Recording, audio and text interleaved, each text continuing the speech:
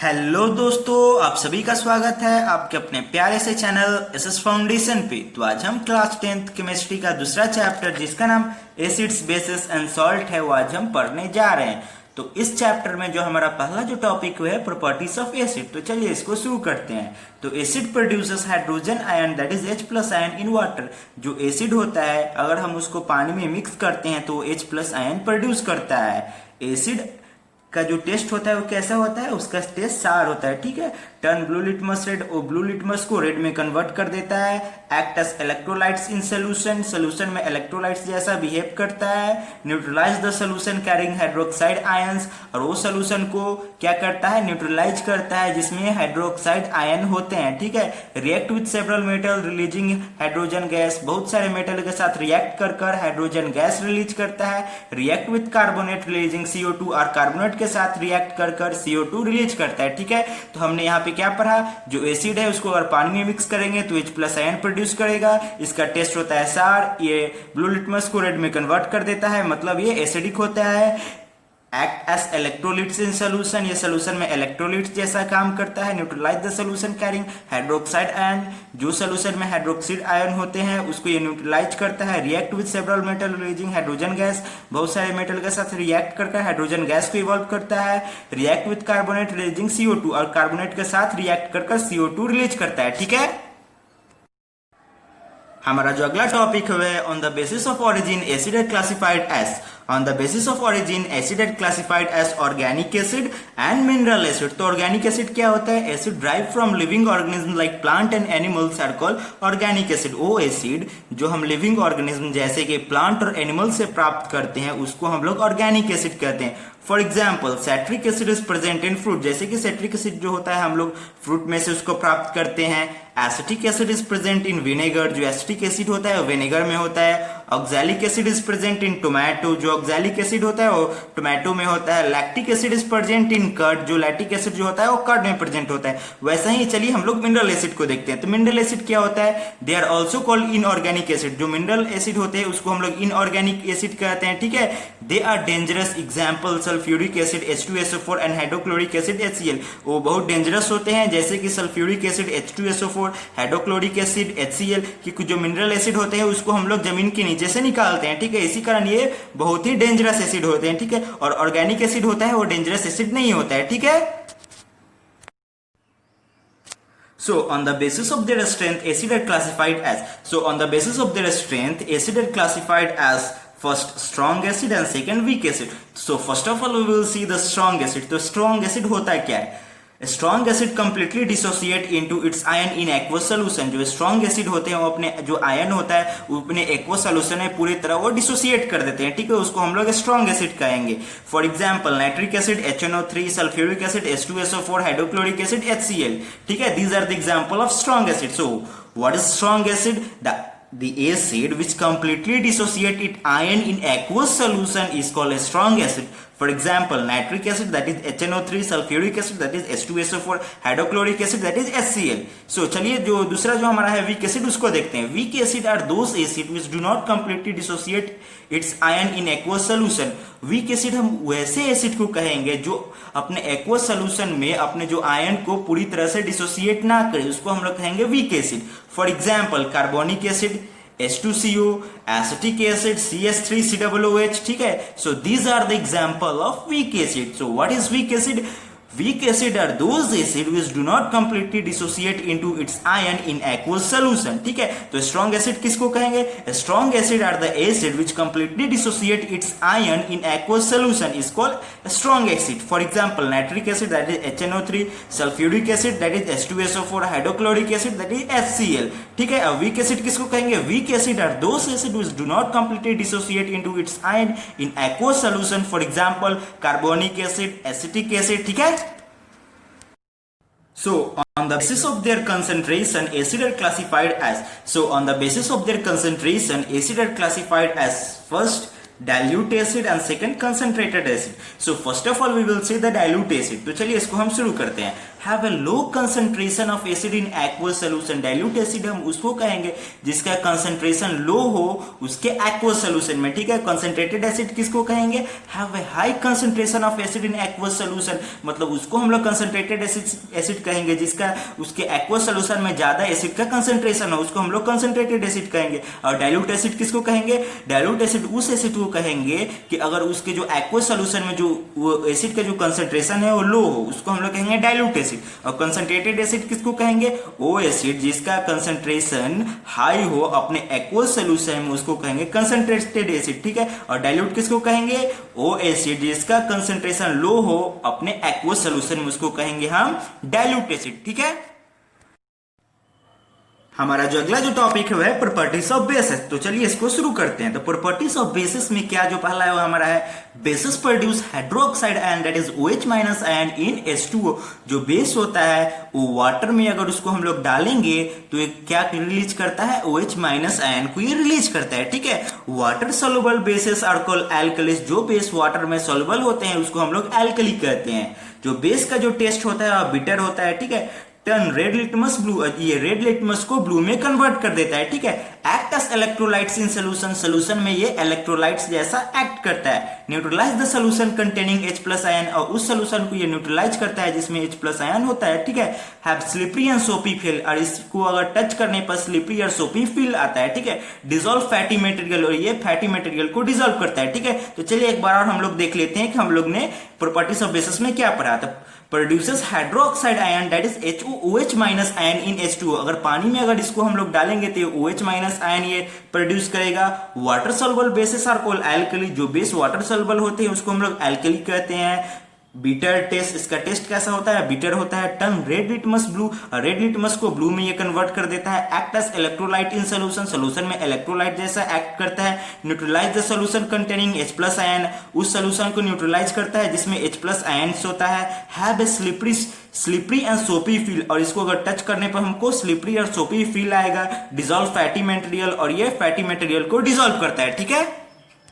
So on the basis of their strength, bases are classified as. So on the basis of their strength, bases are classified as first strong base and second weak base. So चलिए पहले हम लोग strong base के बारे में पढ़ते हैं. Strong bases are those bases which completely dissociate into its ion in aqueous solution. So strong base हम उस base को कहेंगे जो अपने जो aqueous solution में अपने ions को completely dissociate कर दे, उसको हम लोग कहेंगे strong base. For example, sodium hydroxide that is NaOH, potassium hydroxide that is KOH, ठीक है. तो स्ट्रॉन्ग बेस किसको कहेंगे? Strong base are those base which completely dissociate into its ion in aqueous solution. Strong base हम उस base को कहेंगे जो अपने एक्वस सॉल्यूशन में अपने आयन को कंप्लीटली डिसोसिएट कर दे, इसको हम लोग कहेंगे strong base. For example sodium hydroxide that is NaOH, potassium hydroxide that is KOH, ठीक है. तो अब हम लोग देखेंगे वीक बेस. तो वीक बेस क्या होता है? Weak base are those base which do not completely dissociate into its ion in aqueous solution. Weak base हम उस बेस को कहेंगे जो अपने एक्वस सॉल्यूशन में अपने आयन को कंप्लीटली डिसोसिएट ना करे, उसको हम लोग कहेंगे वीक बेस, ठीक है. For example ammonium hydroxide that is NH4OH, ठीक है. तो वीक बेस हम किसको कहेंगे? Weak base are those base which do not completely dissociate into its ion in aqueous solution. Weak base हम उस बेस को कहेंगे जो अपने एक्वस सॉल्यूशन में अपने आयंस को कंप्लीटली डिसोसिएट ना करे, उसको हम लोग वीक बेस कहेंगे. For example ammonium hydroxide NH4OH, ठीक है. तो जो हमारा अगला जो टॉपिक है on the basis of their concentration bases are classified as. So on the basis of their concentration bases are classified as first dilute base and second concentrated base. So first of all we will see the dilute base have a low concentration of alkali in aqueous solution.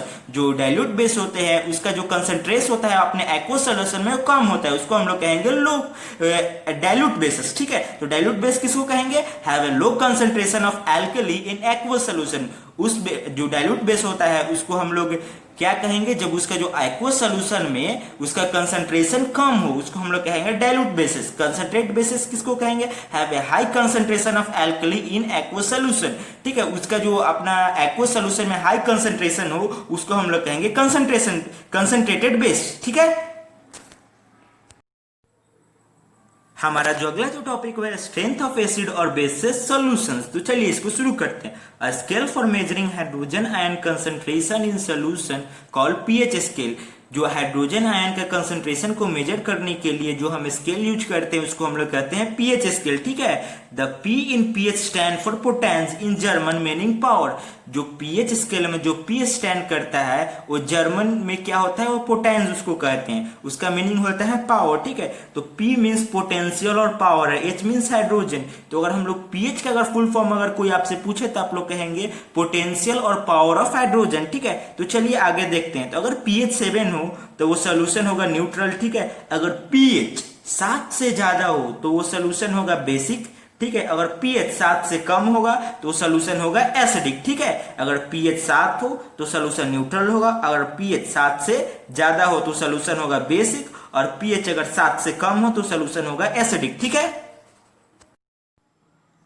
सो ये जो हमारे सामने जो है, जो हमारे screen पर वो एक पीएच पेपर है, ठीक है। और इसका जो रेंज है वो पीएच रेंज है वो 1 से लेके 14 तक है, ठीक है। तो इसमें देखते हैं कि कहां से कहां तक हम लोग एसिडिक लेंगे, किसको हम लोग न्यूट्रल लेंगे, और कहां से कहां तक को हम लोग बेसिक लेंगे। तो चलिए इसको देखते हैं। ये जो 0 से लेके जो 6 तक है इसको हम लोग क्या लेंगे, एसिडिक लेंगे, ठीक है। 0 से 6 तक को हम लोग एसिडिक लेंगे, और ये जो 7 है इसको हम लोग लेंगे न्यूट्रल, ठीक, न्यूट्रल ले लेंगे। और उसके बाद ये 8 से लेकर जो ये 14 तक जो होगा ये होगा बेसिक, ठीक है। तो 0 से लेके जो 6 तक होगा ये होगा एसिडिक, जो 7 होगा ये होगा न्यूट्रल, और जो 8 से लेकर 14 तक होगा वो होगा बेसिक, ठीक है। शुरू करते हैं। Human body works in a narrow range of pH 7 to 7.8। जो ह्यूमन बॉडी होता है वो वर्क करता है पीएच 7 to 7.8 में, ठीक है। अगर पीएच इससे अगर कम हो या इससे अगर बढ़ जाए तो हमारे जो ह्यूमन बॉडी होता है वो फंक्शन अच्छी तरह से नहीं कर पाता है, ठीक है। तो अगला जो हमारा है पीएच डाइजेस्टिव सिस्टम। तो चलिए इसको शुरू करते हैं। Stomach secrete HCl to kill bacteria in the food. जो स्टोमक होता है वो सिक्रेट करता है HCl, क्योंकि जो हम लोग फूड खाते हैं उसमें क्या होता है, बैक्टीरिया होता है। तो उसी को मारने के लिए जो स्टोमक होता है वो सिक्रेट करता है HCl, ठीक है। The inner lining of the stomach protect the vital cell from this acidic pH। जो inner lining of the cell होता है हमारे जो स्टोमक के, वो वाइटल सेल को प्रोटेक्ट करता है इस एसिड से, ठीक है। उसको हम लोग म्यूकस कहते हैं, जो हमारे वाइटल सेल्स को प्रोटेक्ट करता है, ठीक है, इस HCl से। PH and tooth decay. तो चलिए इसको देखते हैं। लो पीएच बिकॉज ऑफ सार food and sweet food can cause the tooth decay. अगर हम लोग सार फूड खाएंगे, अगर मीठा फूड खाएंगे तो हमारे जो टीथ होते हैं उसमें बैक्टीरियास आ जाते हैं, जिससे हमारा टूथ डिके होने लगता है। The pH of mouth should always be more than 5.5। जो हमारे जो माउथ का जो पीएच होना चाहिए वो हमेशा 5.5 से ज्यादा होना चाहिए, ठीक है। इसी कारण हम सुबह उठकर हमारे अपने माउथ को टूथपेस्ट से धोते हैं, ठीक है, क्योंकि जो टूथपेस्ट होता है वो कैसा होता है, बेसिक नेचर का होता है, ठीक है। pH and self defense of mechanism in plant and animals। तो चलिए इसको देखते हैं। Certain animals like bee and plants like nettles secrete the highly acidic substance for its defense। जो एनिमल्स होते हैं जैसे कि बी और जो प्लांट होते हैं जैसे कि नेडल सिक्रेट करते हैं अपने एसिडिक सब्सटेंस अपने आप को डिफेंस करने के लिए, मतलब प्रोटेक्ट करने के लिए, ठीक है। So our next topic is properties of salts. तो चलिए इसको शुरू करते हैं। Salt form by the combination of acids and base. जो सॉल्ट होता है वो फॉर्म होता है combination of acids and base से, ठीक है, थ्रू न्यूट्रलाइजेशन रिएक्शन। और उस रिएक्शन को हम लोग न्यूट्रलाइजेशन रिएक्शन कहते हैं। The acid and base nature of salt depend upon the acid and base combined in the neutralization reaction। जो एसिड और बेस जो सॉल्ट का वो डिपेंड करता है कि जो एसिड और बेस कंबाइन होता है उस न्यूट्रलाइजेशन रिएक्शन उस पे, ठीक है। तो यहाँ पे आपके स्क्रीन पे एक चार्ट दिख रहा होगा। एक तरफ एसिड है, बेस है, सॉल्ट है और इसका एग्जाम्पल है। तो चलिए इसको देखते हैं। अगर एसिड स्ट्रांग हो और बेस भी स्ट्रांग हो तो सॉल्ट कैसा होगा, न्यूट्रल होगा, ठीक है। एग्जाम्पल में NaOH जो कि स्ट्रांग बेस है प्लस HCl जो कि स्ट्रांग एसिड है, गिविंग राइज टू NaCl जो कि न्यूट्रल सॉल्ट फॉर्म हुआ और उसके साथ H2O मतलब वाटर फॉर्म हुआ, ठीक है। अगर स्ट्रांग एसिड और स्ट्रांग बेस अगर रिएक्ट करेगा तो कैसा सॉल्ट फॉर्म होगा, न्यूट्रल सॉल्ट फॉर्म होगा अलोंग विथ H2O, ठीक है। अगर जो एसिड है वो है स्ट्रांग और जो बेस है वो है वीक तो कैसा सॉल्ट फॉर्म होगा, एसिडिक सॉल्ट फॉर्म होगा। For example HCl plus NH4OH giving rise to NH4Cl plus H2O। ठीक है, यहाँ पे हम लोग देख सकते हैं कि जो HCl है वो स्ट्रॉन्ग एसिड है और NH4OH जो कि एक वीक बेस है, तो प्रोडक्ट में कैसा सॉल्ट फॉर्म हुआ, NH4Cl जो कि एक एसिडिक सॉल्ट है, वो फॉर्म हुआ अलॉन्ग विथ H2O। ठीक है, अगर वीक एसिड हो और स्ट्रॉन्ग बेस हो तो कैसा सॉल्ट फॉर्म होगा, बेसिक सॉल्ट फॉर्म होगा। ठीक है, जिसका एग्जांपल होगा CH3COOH plus NaOH giving rise to CH3COONa plus H2O। ठीक है, अगर वीक एसिड और वीक बेस अगर रिएक्ट करे तो कैसा सॉल्ट फॉर्म होगा, फिर से न्यूट्रल सॉल्ट फॉर्म होगा। For example CH3COOH plus NH4OH giving rise to CH3COONH4 plus H2O। ठीक है, तो यहाँ पे मैंने बता दिया कि अगर स्ट्रॉन्ग एसिड और स्ट्रॉन्ग बेस फॉर्म होगा, अगर रिएक्ट करे तो कैसा सॉल्ट फॉर्म होगा, न्यूट्रल। अगर स्ट्रॉन्ग एसिड और वीक बेस अगर रिएक्ट करे तो कैसा सॉल्ट फॉर्म होगा, एसिडिक। अगर वीक एसिड और स्ट्रॉन्ग बेस अगर रिएक्ट करेगा तो कैसा सॉल्ट फॉर्म होगा, बेसिक। अगर वीक एसिड और स्ट्रॉन्ग और वीक बेस अगर रिएक्ट करेगा तो कैसा फॉर्म होगा, सॉल्ट, न्यूट्रल। ठीक है, स्ट्रॉन्ग तो न्यूट्रल, स्ट्रॉन्ग वीक तो एसिडिक, वीक स्ट्रॉन्ग तो बेसिक, वीक तो न्यूट्रल। ठीक है, ये अपने नोट्स में आप लिख लीजिए। ठीक है, the most common salt is sodium chloride. जो मोस्ट कॉमन जो सॉल्ट है वो है सोडियम क्लोराइड।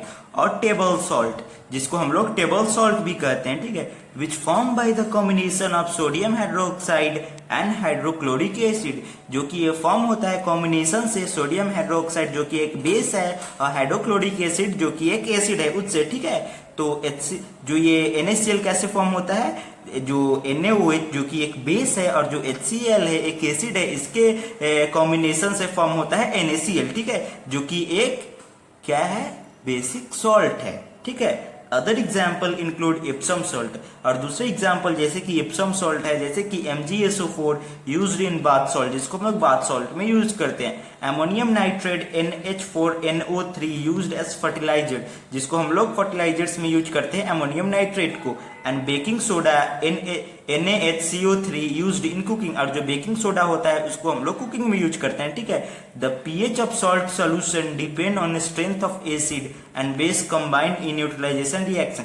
जो pH होता है सॉल्ट सोल्यूशन का, वो डिपेंड करता है कि जो एसिड और बेस जो कंबाइंड होकर जो न्यूट्रलाइजेशन रिएक्शन से वो बना है उसका स्ट्रेंथ पर। ठीक है, इंडिकेटर्स, तो इंडिकेटर्स क्या होता है, indicator are the substance which indicate the acidic और basic nature of solution by their colour change. Indicator क्या होता है, इंडिकेटर एक सब्सटेंस होता है जो कि कोई भी जो सोल्यूशन होता है उसका जो एसिडिक है या जो बेसिक है उसको कलर चेंज होकर वो बताता है। ठीक है, तो हमारा जो अगला जो टॉपिक है कलर ऑफ सम एसिड। ठीक है, base indicator in acid and basic medium are given below.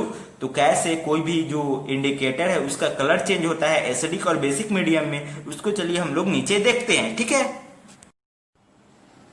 तो ये जो चार्ट है उसमें दिया है इंडिकेटर्स के बारे में। ये 4 इंडिकेटर्स है और उसका कलर एसिडिक मीडियम में कैसा होता है, उसका कलर बेसिक मीडियम में कैसा होता है। तो चलिए इसको एक एक करके पढ़ते हैं। तो जो पहला है वो है लिटमस सोल्यूशन। तो लिटमस सोल्यूशन का एसिडिक मीडियम में कलर होता है रेड, बेसिक मीडियम में कलर होता है ब्लू।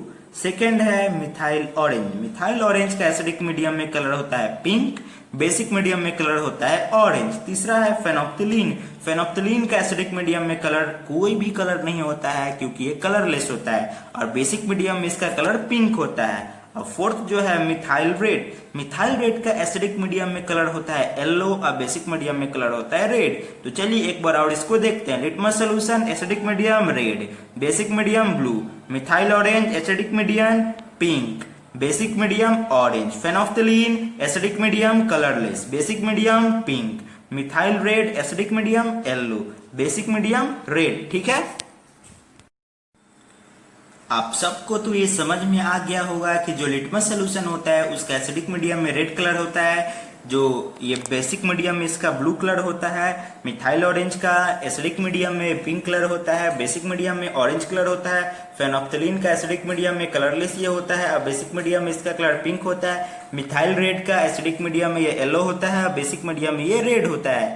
तो इसको आप जल्द से जल्द याद कर लीजिए। ठीक है, आपके मन में ये क्वेश्चन होगा सर हम लोग याद करेंगे ना, तो अभी भी याद करिएगा तो ये आपको ही याद करना पड़ेगा, बाद में याद करिएगा तो आपके पड़ोसी तो आपके लिए याद करेंगे नहीं, अगर वो याद भी कर ले तो एग्जाम में आपको ही लिखना है, तो वहां पे आपके पड़ोसी तो आपके काम आएंगे नहीं। तो अभी पहले यहाँ पे इसको पॉज कीजिए और इसको अपने नोटबुक में लिखिए और इसको अच्छे से एक बार देखिए और याद कीजिए, ठीक है।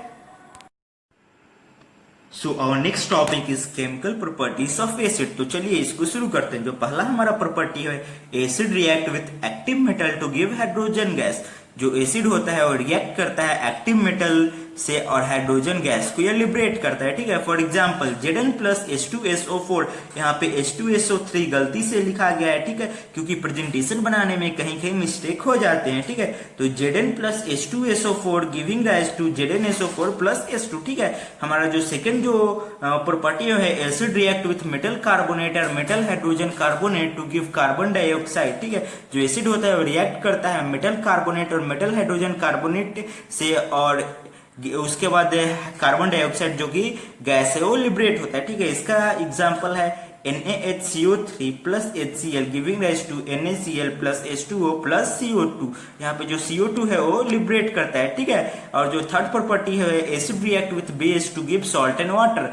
जो हमारा जो थर्ड प्रॉपर्टी है, एसिड और बेस जो रिएक्ट करते हैं तो सॉल्ट और वाटर का फॉर्मेशन होता है, ठीक है। This reaction is also called neutralisation reaction. इस रिएक्शन को हम लोग न्यूट्रलाइजेशन रिएक्शन भी कहते हैं, ठीक है। तो इसका एग्जांपल है NaOH plus HCl giving rise to NaCl plus H2। यहाँ पे जो NaOH है वो की एक स्ट्रॉन्ग बेस है और HCl जो कि एक स्ट्रॉन्ग एसिड है, दोनों रिएक्ट करता है तो क्या चीज का फॉर्मेशन होता है, ये सॉल्ट और वाटर। NaCl जो कि एक न्यूट्रल सॉल्ट है और H2O, ठीक है। जो हमारा फोर्थ और लास्ट जो प्रॉपर्टी है, acid react with metal oxide to give salt and water. जो एसिड होता है वो मेटल ऑक्साइड के साथ रिएक्ट करता सॉल्ट और वाटर का फॉर्मेशन करता है। For example CuO plus H2SO4 giving rise to CuSO4 plus H2, ठीक है। So our next topic is addition of salt और बेस टू वाटर। तो चलिए इसको शुरू करते हैं। The process of dissolving an acid, जो प्रोसेस जिससे हम लोग एसिड को डिजॉल्व करते हैं, स्पेशली नाइट्रिक एसिड और सल्फ्यूरिक एसिड और a base in water, specially जो नाइट्रिक एसिड होता है, जो सल्फ्यूरिक एसिड होता है और जो बेस होता है वाटर में, इज हाईली एक्सोथर्मिक वन। वो बहुत ही एक्सोथर्मिक प्रोसेस होता है। As a rule always add acid to water. एक रूल है कि जो एसिड है उसको हमेशा वाटर में डालना चाहिए, ठीक है। एंड नेवर द अदर वे, और कभी भी दूसरे वे को फॉलो नहीं करना चाहिए। The acid must be added slowly to water with a constant stirring। जो एसिड होता है उसको स्लोली वाटर में डालना चाहिए विथ कांस्टेंट स्टिरिंग, ठीक है। उसको ऊपर से जो ग्लास रॉड होता है उससे हिलाते रहना चाहिए, उससे मिलाते रहना चाहिए, ठीक है। If one mixes the other way, अगर कोई दूसरे वे में मिक्स करता है, by adding water to a concentrated acid, अगर कंसंट्रेटेड एसिड में अगर वाटर को डालता है, the heat generated causes the mixture, जो हीट जनरेट होगा उस मिक्सचर से to splash out and cause burn, उससे जो स्प्लैश अगर उड़ा आपके अगर शरीर पे पड़ गया तो आपके शरीर को जला सकता है, ठीक है।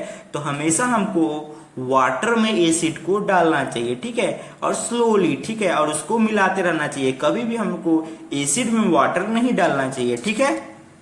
इसे उसको शुरू करते हैं। जो हमारा पहला प्रॉपर्टी है, reaction with metal. Certain reactive metal such as zinc, aluminium and tin.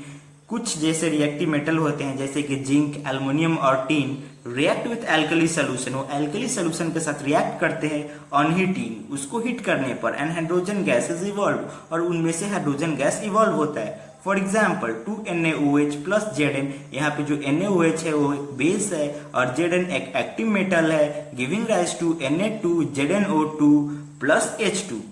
Na2ZnO2 के साथ हाइड्रोजन गैस का इवोल्यूशन हुआ, ठीक है। जो हमारा सेकंड प्रॉपर्टी है वो है रिएक्शन विथ एसिड। तो हम लोग जानते हैं अगर बेस एसिड के साथ रिएक्ट करता है तो ये न्यूट्रलाइजेशन रिएक्शन होता है या सॉल्ट और वाटर का फॉर्मेशन होता है। तो यहाँ पर भी यही हो रहा है, base react with acid to form salt and water. तो चलिए एग्जांपल देखते हैं। KOH प्लस HCl, KOH जो कि एक बेस है, HCl जो कि एक एसिड है, गिविंग राइज टू KCl जो कि एक क्या है, सॉल्ट है, और H2O, ठीक है। तो जो हमारा तीसरा जो प्रॉपर्टी है, reaction with non metallic oxide. तो चलिए इसको देखते हैं। This oxide are generally acidic in nature.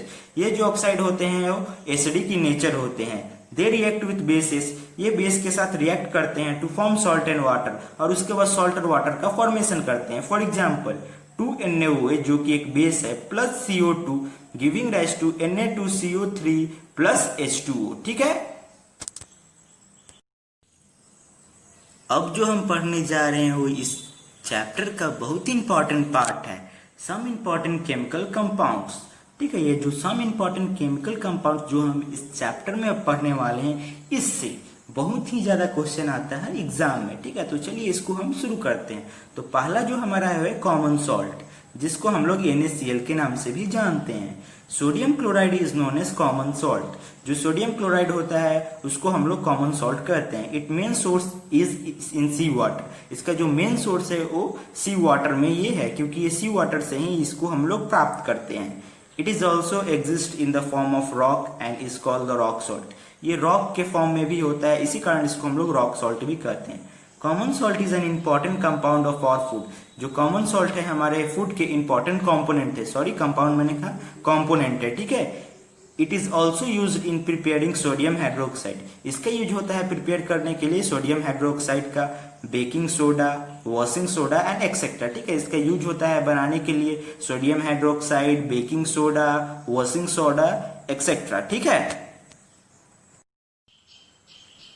हमारा जो अगला टॉपिक है सोडियम हाइड्रोक्साइड, जिसको हम लोग NaOH भी कहते हैं। So sodium hydroxide is prepared by chlor alkali process. जो सोडियम हाइड्रोक्साइड है उसको हम लोग प्रिपेयर करते हैं क्लोर एल्कली प्रोसेस से। Electricity is pass through an aqueous solution of sodium chloride. जो इलेक्ट्रिसिटी हम लोग पास करते हैं एक्वस सोल्यूशन सोडियम क्लोराइड के, ठीक है, उसमें से हम लोग इलेक्ट्रिसिटी पास करते हैं। इस सोल्यूशन को हम लोग ब्राइन सोल्यूशन भी कहते हैं। सोडियम क्लोराइड डिकम्पोजेस, जो सोडियम क्लोराइड होता है वो डिकम्पोज हो जाता है to form sodium hydroxide. Sodium hydroxide form करने के लिए वो डिकम्पोज हो जाता है। Chlorine gas is form at the anode. जो क्लोरीन गैस होता है वो एनोड के पास फॉर्म हो जाता है। And hydrogen gas is at the cathode. और हाइड्रोजन गैस कैथोड के पास फॉर्म होता है। Sodium hydroxide solution is form near the cathode. और जो सोडियम हाइड्रोक्साइड जो सोल्यूशन होता है वो कैथोड के पास फॉर्म हो जाता है। ये जो रिएक्शन है बहुत इंपॉर्टेंट रिएक्शन है, इसको आप याद कर लीजिए क्योंकि एग्जाम में ये रिएक्शन आपको लिखना होगा। ठीक है, 2NaCl plus 2H2O giving rise to 2NaOH plus Cl2 plus H2O। आप सोच रहे होंगे कि क्लोर एल्कली प्रोसेस इसका नाम क्यों पड़ा, क्योंकि यहाँ पे बाई प्रोडक्ट में क्लोरीन और जो NaOH जो कि एक बेस है, एल्कली है, वो फॉर्म हुआ। इसको इसी कारण इसको हम लोग क्लोर एल्कली प्रोसेस कहते हैं। ठीक है, हमारा जो अगला टॉपिक है ब्लीचिंग पाउडर। तो चलिए इसको देखते हैं। Bleaching powder is represented as CaOCl2। जो ब्लीचिंग पाउडर है उसको हम लोग रिप्रेजेंट करते हैं CaOCl2 से। Though the actual composition is quite complex, लेकिन जो इसका एक्चुअल कॉम्पोजिशन है बहुत ही कॉम्प्लेक्स है। Bleaching powder is produced by the action of chlorine. जो ब्लीचिंग पाउडर है उसको प्रिपेयर्ड किया जाता है by the action of chlorine on the dry slaked lime. जो एक्शन होता है क्लोरीन का डाइक्सलाइक्लेम पे, उसी से जो ये ब्लीचिंग पाउडर है उसका प्रिपरेशन होता है। ठीक है, इसका जो रिएक्शन है इस प्रकार है, CaOH2 plus Cl2 giving rise to CaOCl2 plus H2O। ये जो रिएक्शन है, और जो इससे पहले जो हमने NaOH सोडियम हाइड्रोक्साइड में जो रिएक्शन पढ़ा था वो सब रिएक्शन आपको याद करना होगा, क्योंकि एग्जाम में कोई भी आपसे पूछ सकता है। ठीक है, तो जो अभी हम लोग ने पढ़ लिया है और आगे जो आने वाला है ये सब का रिएक्शन अच्छे से याद कर लीजिए, और जो मैं यहाँ पे बता रहा हूँ वो भी आपके दिमाग में होना चाहिए। ठीक है, हमारा जो अगला टॉपिक है बेकिंग सोडा। तो चलिए इसको देखते हैं। जो बेकिंग सोडा है इसको हम लोग कहते हैं सोडियम हाइड्रोजन कार्बोनेट, और इसको भी NaHCO3 भी कहते हैं। ठीक है, इसका जो प्रिपरेशन है उसका रिएक्शन इस प्रकार है, NaCl plus H2O plus CO2 plus NH3 giving rise to NH4Cl plus NaHCO3। ठीक है, ये जो इसका रिएक्शन है इसका प्रिपरेशन रिएक्शन, इसको आप अपने दिमाग में नोट कर लीजिए। ठीक है, जो हमारा अगला है washing soda. Washing soda is also known as sodium carbonate decahydrate Na2CO3.10H2। In the first step, पहले स्टेप में sodium carbonate is obtain by heating baking soda. पहले जो ये स्टेप है उसमें जो सोडियम कार्बोनेट को हम लोग हीट कर बेकिंग सोडा से हम लोग प्राप्त कर लेते हैं। ठीक है, जैसे कि इसका रिएक्शन है 2NaHCO3। जो ये सोडियम हाइड्रोजन कार्बोनेट है इसको हम लोग हीट करते हैं तो हम लोग पाते हैं Na2CO3 sodium carbonate plus H2O plus CO2। ठीक है, उसके बाद when sodium washing soda is produced by crystallisation of sodium carbonate, जो वॉशिंग सोडा है उसको हम लोग प्रोड्यूस करते हैं, इसको रिक्रिस्टलाइजेशन करते हैं सोडियम कार्बोनेट को Na2CO3 प्लस 10H2O, इसको रिक्रिस्टलाइजेशन करते हैं तो हम लोग को क्या मिलता है Na2CO3.10H2O। ठीक है, तो ये इसका प्रिपरेशन हो गया। ठीक है, इसको आप अपने नोट्स में लिख लीजिए और इसको याद कर लीजिए, क्योंकि ये एग्जाम पॉइंट ऑफ व्यू में बहुत ही इंपॉर्टेंट है, क्योंकि इसका आने का 100 में 99 पॉइंट चांस है। ठीक है, हमारा जो लास्ट टॉपिक है प्लास्टर ऑफ पेरिस, तो चलिए इसको देखते हैं। Calcium sulphate hemihydrate, plaster of Paris को हम लोग कैल्शियम सल्फेट हेमीहाइड्रेट करते हैं CaSO4.12H2O। प्लास्टर ऑफ पेरिस को हम लोग कैल्शियम सल्फेट हेमीहाइड्रेट करते हैं। इसका जो फॉर्मूला है वो इस प्रकार है CaSO4.12H2O is prepared by heating the gypsum at 373 kelvin, मतलब 100 डिग्री सेल्सियस पे अगर हम लोग जिप्सम को अगर हीट करेंगे तो हम लोग को वो प्लास्टर ऑफ पेरिस मिल जाता है। इसका जो फॉर्मेशन होता है इस प्रकार होता है CaSO4.2H2O, ये जो जिप्सम है इसको अगर हम लोग 100 डिग्री सेल्सियस पर हीट करेंगे तो हम लोग को यहाँ पे प्लास्टर ऑफ पेरिस मिल जाएगा। तो ये जो प्लास्टर ऑफ पेरिस है इसका बहुत जगह यूज है, जैसे कि ये प्लास्टर ऑफ पेरिस को स्टैचू बनाने में यूज होता है, हमारे घर में जो सीलिंग्स होते हैं उनमें ये जो डिजाइन बनाने में इसका काम होता है, हाउस को फायर प्रूफ करने में इसका काम होता है। ठीक है, तो यहाँ पे ये जो चैप्टर है वो खत्म होता है। अगर आपको मेरा वीडियो अच्छा लगा हो तो वीडियो को लाइक कीजिए, चैनल को सब्सक्राइब कीजिए, अपने दोस्तों के साथ शेयर कीजिए। So thank you for watching, see you again, bye bye.